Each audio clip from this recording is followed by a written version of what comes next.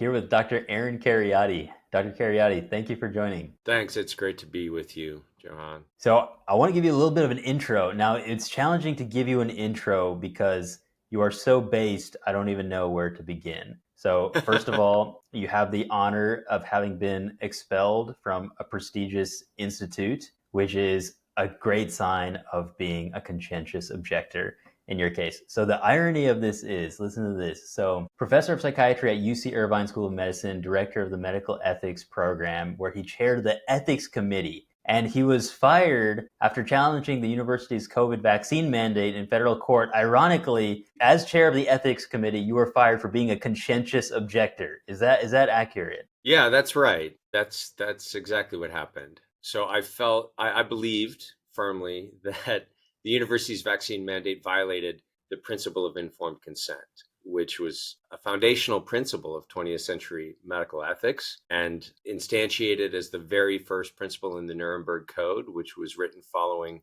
World War II to try to prevent the kinds of abuses and atrocities committed by physicians under the Nazi regime. And the principle basically says that adults of sound mind have the right, after being given adequate information about risks, benefits, and alternatives of a proposed treatment or of participation in a research study, to accept or decline that treatment or to accept or decline enrollment in a research study. And this is precisely the principle that was being thrown overboard by vaccine mandates for healthy adults of sound mind during the COVID pandemic. And regardless of your views on the safety and efficacy of the COVID vaccines, from an ethical standpoint, they should not have been forced on people. And so I made that argument in the pages of the Wall Street Journal to try to get a conversation going about it at the university. That failed to gain any traction. And I decided then to actually try to do something to change the policy. So I challenged the policy in federal court. I made a constitutional claim against the policy, and the university retaliated very swiftly by immediately placing me on what they called investigatory leave, and then a month later on unpaid suspension, and then a month after that they fired me basically as quickly as they could. And so, yeah, that was 3 years ago now, I guess, in late 2021. And so since then, I have a small private practice in psychiatry, and then I get some support from two really terrific independent think tanks. The Ethics and Public Policy Center in Washington, D.C. is my primary employer now, and I also get some support from the Brownstone Institute to continue my work in medical ethics and public policy and my writing and advocating for medical freedom and informed consent and all these principles that, for 16 years as a professor in the School of Medicine at UCI, I had taught to the medical students in their required ethics scores. And one of the things that prompted me actually to try to challenge the policy is I was projecting ahead to January of the following year. It would have been January of 2022, when I would once again teach the required ethics course to the medical students. And in lecture 2, right out of the gate, talking about the principle of informed consent. And then later on in the course, talking about and encouraging the students to live moral courage. And, even though you're at the bottom of the hospital hierarchy, if you see something wrong that could harm patients, you have a duty to try to speak out and try to do something about it, even if you're afraid of retaliation or you're afraid of blowback. And I just couldn't picture myself with any sort of honesty or integrity or sincerity trying to teach those things if I hadn't actually tried to live them myself in my own work. And so looking back on that, I have no regrets. I'm very glad that I did what I did. I didn't really have a plan B when I decided to do that. I was planning on retiring at the university. That was, what I imagined I would do for the rest of my career, is to stay in academic medicine. I didn't know that, these other think tanks would come and offer me support when I left. So I didn't really have a plan, but I knew that I just couldn't wake up in the morning with a clear conscience if I didn't try to take action. So it's worked out. I'm very happy now with what I'm doing. I'm actually more productive in my research and writing after having left the university than while I was at the university and had more administrative and teaching duties. So I published a book the following year. I have 2 more books in the pipeline that will be published next year. So 3 books in 3 years is actually a lot more productive in terms of my research and writing than what I was able to do at the university. And so, I think it was providential in the end that this is the direction that I was supposed to move in. But, at the time, it was a surreal and dizzying experience, to be honest. It was very strange to be subjected to that. And it became a little bit of a public case. University ethics director gets fired for challenging the ethics of university's policy. Was a bit of a headline grabber. So there was some attention on me for a while. And I made a lot of noise about it. I didn't make it easy on the university, let's say. A couple weeks after I got fired, I found myself in Washington, D.C. Very surreal experience. January of 2022, standing on the steps of the Lincoln Memorial, looking out over a crowd of 40,000 people that had gathered there in the frigid January cold. It was about 15, 20 degrees that day, but we had a huge crowd of people gathered for it was called the Defeat the Mandates rally. And so I'm standing at a podium, talking about what happened to me and talking about the importance of informed consent and medical freedom. And I look down to my right, and there's a plaque right on the ground on the steps there. Martin Luther King Jr., 1964, I Have a Dream speech, standing right there where I was standing. And I say it was surreal because only a few months earlier, I never would have imagined, being there or even sort of like talking about these things. And then the following day, I testified at the Senate committee hearing that Ron Johnson had sponsored on these very same issues. So very quickly, I got swept up into what now might be called the medical freedom movement, which kind of was in its embryonic stage back in 2022. And so, my career took a strange turn, but it's been one that I hope has been fruitful. I'm certainly happy now doing what I'm doing, even though it's not at all what I anticipated or planned on doing only a few years ago.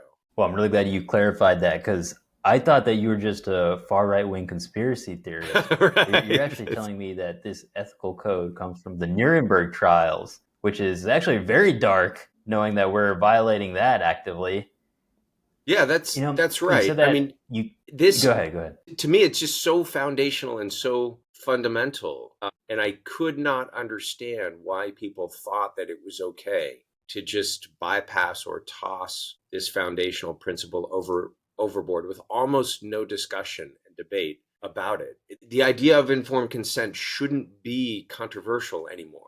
But somehow, under a cloud of fear, people became convinced that none of the old rules apply anymore. We have to reinvent everything. And if you dissented, then yeah, you were tagged as some kind of right-wing conspiracy theorist or something. And that was part of the kind of surreal nature of the whole experience. And I think we're coming out of that sort of hypnotic state. I mean, there's far fewer people now in public life that would defend vaccine mandates than there were when I was fired. So I think that's beginning to change. What my friend and colleague Matthias Desmet calls mass formation. I was just on a panel on Friday with Matthias, who's a psychologist at the University of Ghent, who popularized recently this notion of mass formation, a sort of a mass hypnotic state where under certain social conditions of fear, people can engage in behavior that when they're in their right mind, they would not have endorsed or consented to. And so, I think there was a climate at the time that was not conducive to clear and sensible and rational thinking that many, many people on both sides of the political spectrum got caught up in and got swept up in. And fortunately, I think we're starting to kind of come out of that and maybe start asking some questions about what happened to us. But, and that's why we need the virtue of prudence. I think a lot of people lost their heads, right? Exactly. If we don't have a studied approach to understanding reality and acting with moral conviction and deliberation, then we will succumb to the whims of circumstance. And that's how most of us act and respond in our day-to-day lives. And it takes heroic examples of suffering and inconvenience, as you showed us, in order to wake us up. So thank you for that. And I thank you for the witness you gave to your students. What was it like speaking in front of the Senate? I mean, it was great. It was a really great event and a great panel with a lot of people that I highly respect. And we spoke for the better part of, it must have been over 4 hours. And I think that the whole thing was compelling. It was a group of doctors and scientists that were trying to call attention to the harmful effects of prolonged lockdowns, prolonged school closures, of mask mandates that didn't actually achieve the purpose of slowing or stopping the spread of the virus. Vaccine mandates was the issue that I spoke about. And at the time, there started to be some serious safety and efficacy concerns about this novel technology, the mRNA technology. So there were a few vaccine injured people there talking about their experience being harmed by the COVID shots, including a professional mountain biker whose career in professional athletics had basically been come to a grinding halt after he took the vaccine. And so I think it was a very important kind of watershed event where it was an opportunity for a lot of Americans who may not have been present there in the Senate room in person, but were watching either the live stream or were able to view that hearing later on.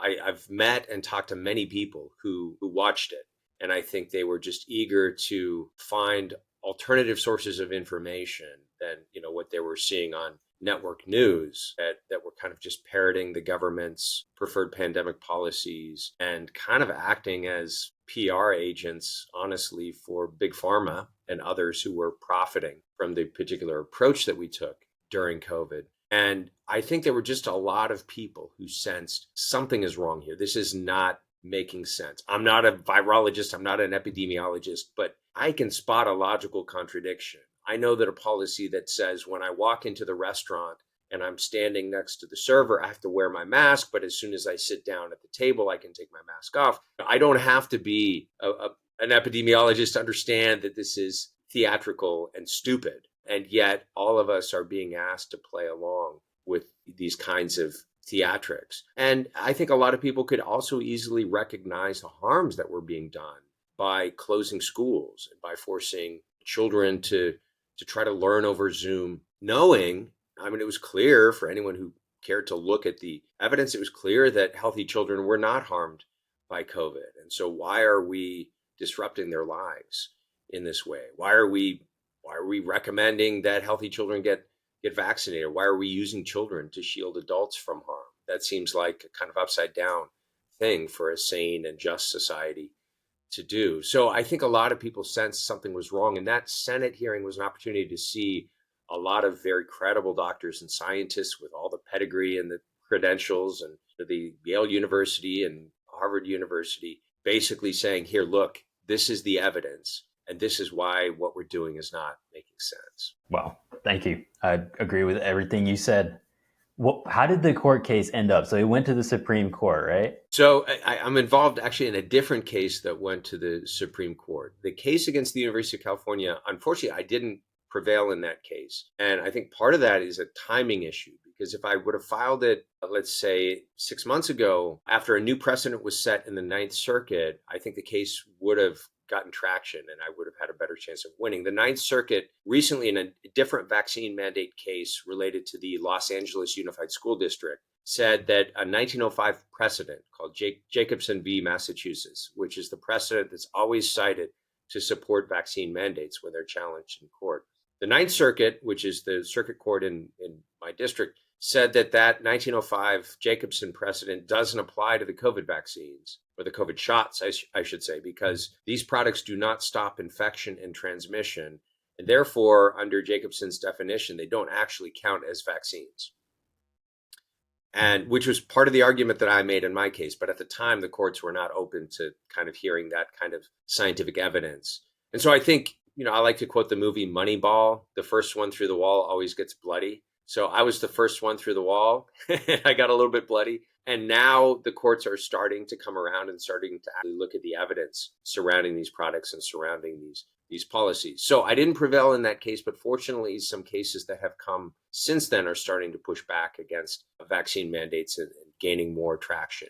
The case that went to the Supreme Court is another case that I'm involved in. that has to do with free speech and government censorship. That's a case called Missouri v. Biden. So a few months after I got fired, I got a call from my friend, John Sauer. John, at the time, was the Solicitor General for the state of Missouri, which is the lead litigator in the state attorney general's office. John's a brilliant litigator. He's argued cases before the Supreme Court. He called me and said, "You've been censored during COVID on social media, right?" I said, "Yes, I have." I gave him some examples of being censored.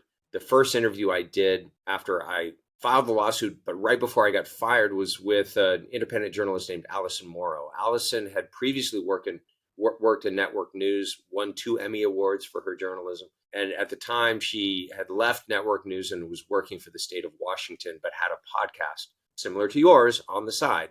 And she interviewed me about vaccine mandates. And we just talked about the ethics of vaccine mandates and the legal issues around vaccine mandates. We didn't even get into more controversial things about vaccine safety and efficacy. YouTube censored that video and temporarily suspended her account. And then her employer, the state of Washington Department of Natural Resources, told her, "You got to stop doing these interviews. Otherwise, you're going to lose your job." And she said, "No, I'm not going to stop doing these interviews. And I'm not going to promise never to interview Kheriaty again."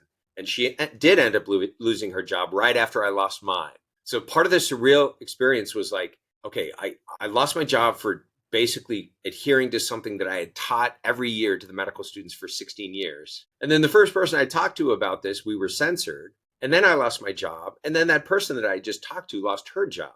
Anyway, so I mentioned this example of censorship to John and some other examples that I experienced on Twitter. And he said, "Well, the reason I'm asking is that the White House press secretary, Jen Psaki, is bragging about meeting with social media companies and telling them what information to take down. And they're getting really good results. And, people can debate about whether social media companies should be able to censor their users. But no one doubts that the federal government can't do that. That's a clear violation of the First Amendment."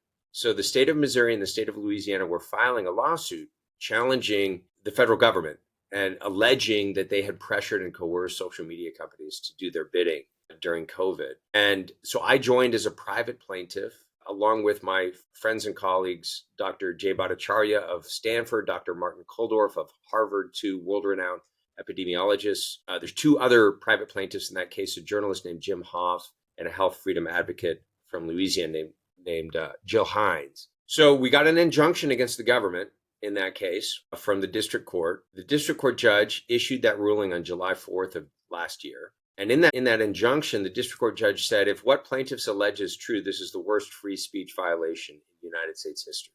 Because it turns out that by pressuring social media companies, not just to take down specific posts that the government had flagged, that was part of what they were doing, targeting individuals, targeting specific posts, but also pressuring the social media companies to actually change their algorithms and change their own content moderation policies.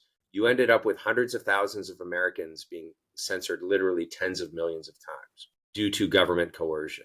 That's why it was the worst free speech violation in United States history. And that wasn't our lawyers who said that. That wasn't the plaintiffs who said that. That was the federal judge looking at the evidence who said, arguably, the worst free speech violation in United States history.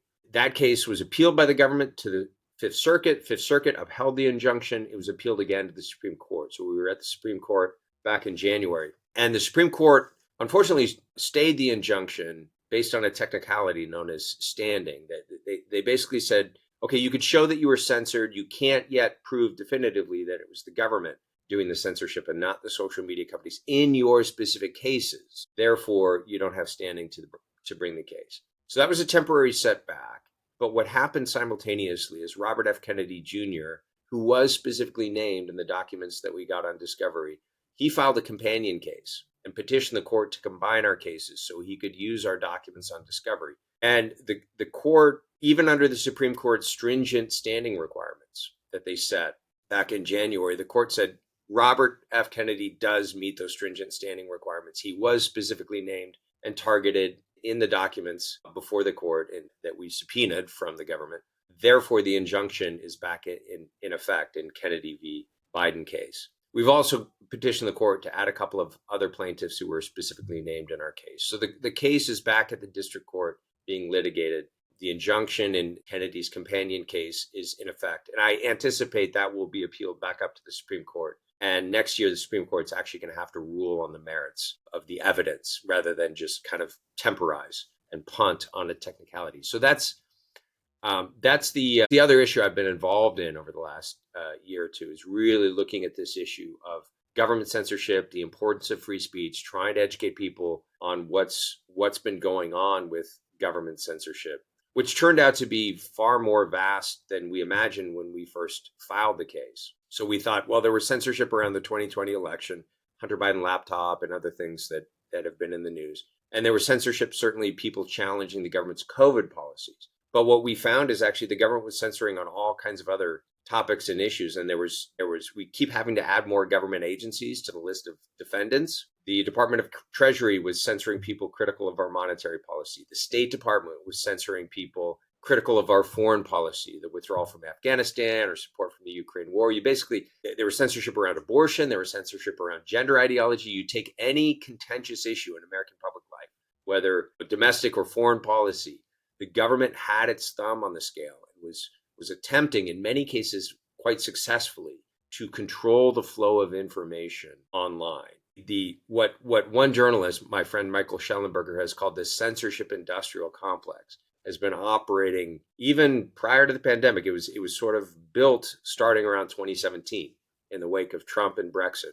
This started to be kind of organized and orchestrated. And it really hit its stride in 2020 during the pandemic, and it continues to operate to this day. So this injunction is very important as a kind of warning shot across the bow that the government needs to stop doing this. This clearly violates our constitutional rights. That is incredible.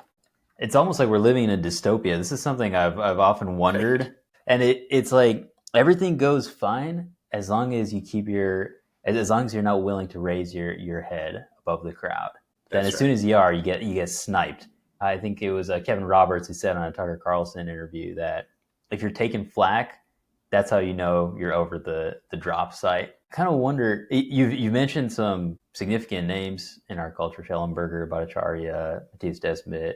I know you've been, Matt Taibbi has spoken highly of you. You were interviewed by Megyn Kelly. I wonder, it sounds like your life is more fun now than it was before you raised your head above the crowd. No, it's, like I said, it's been this kind of wild ride, standing on the steps of the Lincoln Memorial before a crowd of people, doing a lot more interviews now. So I will say, I've been able to recreate what I was doing at the university, my clinical work, my research, my writing and publishing and so forth. Been able to recreate that outside of the university. The one thing I do miss is the students in residence. I don't have the kind of one-on-one supervision and the small group teaching, nearly as much of that as I used to. I have a little bit that I do here and there. So I do miss that. But on the other hand, people have pointed out, well, you're still teaching. You're just, you're teaching in different formats, like the one we're doing right now. So I've done more podcasts than I can count, and podcasts are wonderful. The format allows a really deep dive, a long form conversations that go beyond, the sound bites that you get on a TV news interview. But there's also been opportunities to do some television interviews and some radio interviews and that sort of thing. So I guess I continue to teach, but, my audience is maybe a little more dispersed, but probably broader than, the audience that I had at the university. So it's been fun. Yeah. To answer your question, it's been a great ride. And, I've been enjoying all these unexpected developments that I never imagined a few years ago. If you'll permit me to ask a bigger picture question, what is your dream that you would hope to accomplish in your lifetime with your work, with the skills that you have and the gifts that you've been given? What's your vision for the future? Well, I don't actually have a clear answer to that question. There's the old saw that if you want to make God laugh, just tell him your plans. And a few years ago, I had plans of kind of what I wanted to do. Now my plans are maybe the horizon of the next 6 months to a year. And beyond that, I don't know kind of what's necessarily going to grab my attention next. So I want to continue practicing medicine and caring for my patients in my outpatient psychiatric practice. I want to continue writing and speaking on issues that are important to me. But if you would have asked me a few years ago about whether I would be working on government censorship and free speech, I would have looked at you sideways, like, that's not really my thing, right? But here I am. I will say my next book is on medical education and it's a kind of critique of our contemporary healthcare system. So I hope in the next year to to be focused on talking about some of the themes in that book, which is due out in June of next year. I'm finalizing that manuscript. And the manuscript is about 60% kind of a narrative account of my time in medical school at Georgetown 20 years ago. And then 40% sort of more mature, hopefully, philosophical reflection on those experiences as a way into talking about the importance of good education and formation of physicians, some things that have probably been lost in that regard in recent decades, I would say, and then a critique of blind spots and shortcomings and serious problems that I see in contemporary healthcare. So the book is a combination, I think, of optimism and sort of awe at the beauty of what medicine can be when it's practiced well. Unfortunately, I had some examples of that in medical school, and I have some what I consider to be really sort of beautiful stories of medicine in the book. But also, there is a strong critique also embedded within the book that when you see something done really well, it's kind of all the more tragic when you see that there's many things working against the practice of good medicine today, many forces in our culture, many forces within the healthcare systems themselves that undermine the practice of good medicine. So that's a project I'm very interested in. I'm one of 4 founding physicians of a new project called the Hippocratic Society, which is a new medical society. I guess if you want an analogy, some people in the legal profession are familiar with the Federalist Society for lawyers. The Hippocratic Society is sort of FedSoc for physicians, and we've founded already 8 chapters at different medical or pre-medical institutes of higher education, med schools or undergraduate institutions, and we're expanding. Every few months we're adding new chapters to that. So I'm very excited about trying to shepherd the growth of the Hippocratic Society, and I'm working on that with some terrific physicians from Duke and Harvard and Stanford. So we've got a really good crew on our board, and we're getting really good responses from medical students that are hungry for more, that are hungry for moral formation, that are hungry for a robust sort of philosophy of medicine that's been kind of denuded and undermined by much of what they experience in medical education. So I think these chapters also will be, a place for fellowship, but also a place where we can hopefully contribute to some of the things that are missing in contemporary medical education. So there's going to be some people listening to this who think, I'm so glad that Dr. Kheriaty stood up and faced this, or maybe some people would be even thinking, it wasn't worth it. It wasn't worth the risk. Sure. Part of the purpose of this show is to inspire the next generation of virtuous leaders. What would you say to those people who are on the fence? They haven't spoken the truth. They're hesitant to do so. What would you say to them, and what are some of the next steps that they could take? Yeah, so I think, these things do require careful discernment. There are some situations in which maybe in order to get through a period of training, you do need to keep your head down a little bit and not necessarily speak out against everything you see that is wrong. So discretion and prudence and judgment are required. But I think that the danger of sort of too much of that is that our courage and our daring can be eroded to the point where when you are backed into a corner in a situation in which, you're being compelled to say or do something that is wrong, then you have to put a stake in the ground. Say, no, I'm not going to do that. So maybe you don't go fight every battle out there. Maybe that's not the hill that you're called to die on. So seek counsel. If you're a spiritual person, seek help from God in prayer when you face those difficult decisions. But also, you should know what your non-negotiables are. You should know these are things that I will never allow myself to be compelled to do because I know that they are wrong. And you should know that in advance, and you should be prepared in case you face a situation in which there's kind of no way out to put a stake in the ground and to do the right thing. There's 2 films that I like to recommend in this regard that I think show 2 moral exemplars. The first is a film called A Man for All Seasons, which is about St. Thomas More and his conflict with Henry VIII that eventually cost him his head. This was a case of, you could say he was a martyr for his religious beliefs, certainly that's key to their dispute, right? But he was also a martyr in a sense for free speech, because the king was trying to force him to sign an oath that he fundamentally did not believe, right? It was a case of compelled speech. And he was willing to kind of put his head down and keep quiet and not publicly contradict the king. But that wasn't good enough for the king. The king needed his signature to publicly endorse something that Thomas fundamentally did not believe.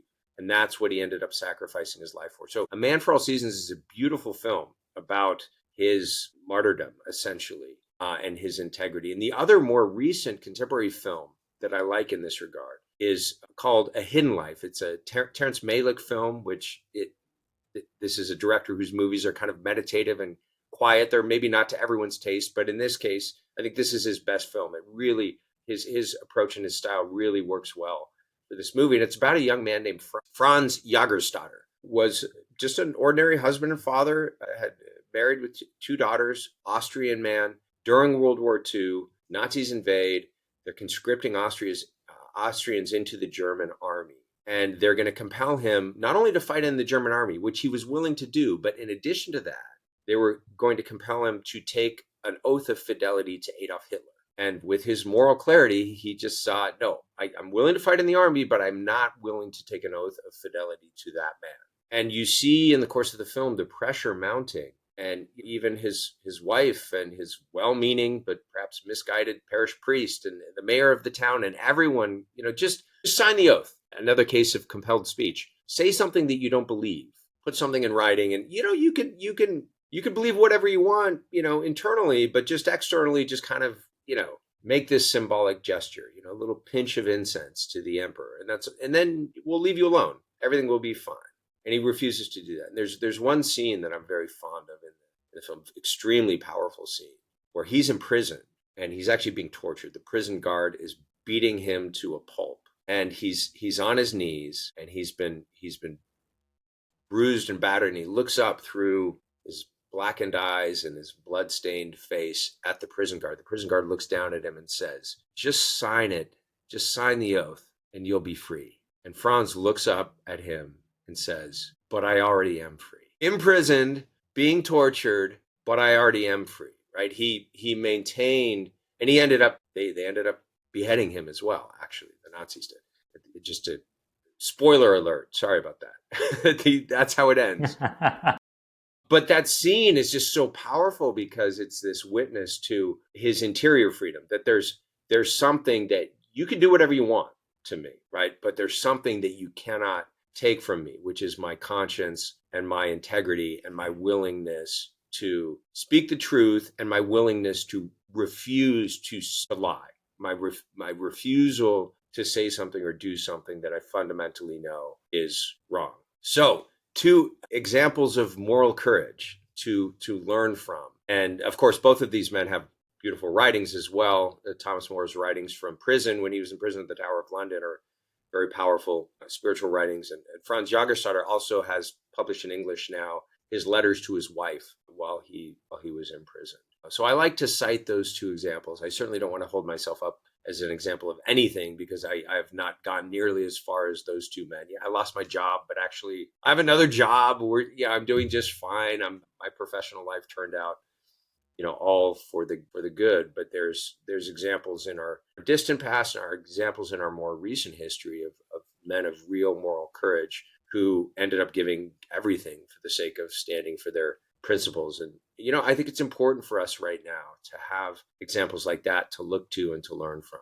Beautiful. Thank you for that. Thank you so much for what you're doing and for what you did. Plato said that philosophy is a preparation for death. So even though you haven't made the ultimate sacrifice, through your actions now, you're preparing your soul to be able to do that if, God forbid, he were to ask that. But I believe that as men, we do have to be willing to take that step if we're asked to do so. Yeah, I think more than likely, most of us probably will not face a real martyrdom, God willing, but we may face what some people have called a white martyrdom, sacrificing our reputation, a job setback, career difficulties, unjust smearing of our reputation. And those things are not easy to contend with. And yet we want to prepare for that eventuality. Of course, Plato's own teacher, Socrates, another witness to a man who gave his life rather than deny the truth as he saw it and as his conscience revealed it to him. Well, thank you so much. I can't think of a better note to end on. Dr. Kheriaty, thank you. Thanks, Johann.